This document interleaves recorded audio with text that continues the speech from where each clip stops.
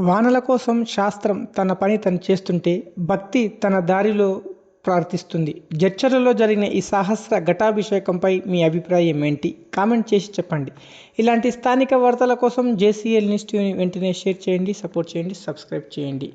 శివయ్యకు నీటి అభిషేకం, లింగం మునిగేలా అభిషేకం, పానవటం దాటిన పవిత్ర జలం. వానలు బాగా కురవాలని, రైతన్న పంటలు పండాలని జడ్చర్లలో భక్తుల విశేష ప్రార్థనలు. అసలు అక్కడ ఏం జరిగిందో చూద్దాం.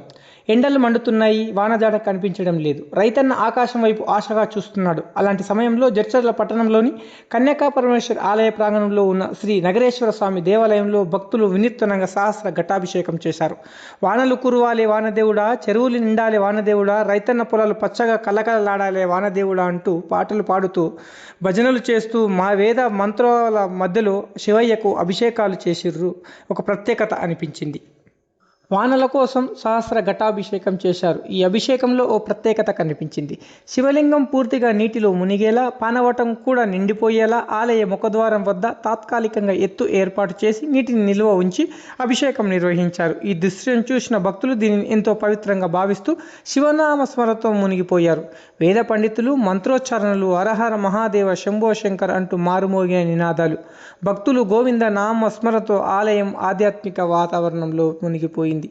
అలాగే రైతన్న పంటలు సమృద్ధిగా పండాలని, వాగులు వంకలు చెరువులు నిండాలని, తెలంగాణ అంతా సుభిక్షంగా ఉండాలని భక్తులు హృదయపూర్వకంగా ఆ శివయ్యని ప్రార్థించారు.